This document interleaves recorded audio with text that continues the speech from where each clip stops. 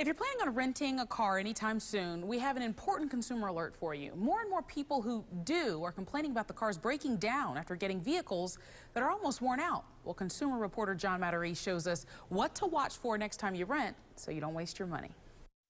Remember when renting a car meant getting a nice clean car, sometimes with new car smell? Often it would have 3,000 or 4,000 miles on it and run like a champ.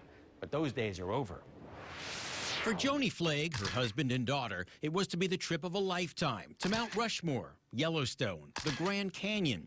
But they didn't expect they'd have to make the trip in a rental car from a major agency that came with a sputtering engine and worn tires. My husband noticed that the driver's side rear tire was completely bald.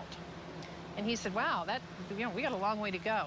That could be an issue. Joni says they were several hundred miles from the rental counter when their Chrysler 200, with more than 45,000 miles on the odometer, started exhibiting middle-aged car problems. We were somewhere between the Wyoming-Utah border, the middle of the mountains, no cell phone coverage, and the engine light came on. Turns out it was leaking coolant. It had literally less than probably a cup of water and hardly any coolant whatsoever. Joni and her family managed to limp it to another rental office where they traded the Chrysler for another car. But the Wall Street Journal says this is becoming more common as rental fleets get older and older. It says low-mileage rental cars are getting harder to find. But Joni says next time they'll be a lot more careful. We'll check the mileage, and if it has probably more than 45,000 miles, I will probably go in and say I want a different car.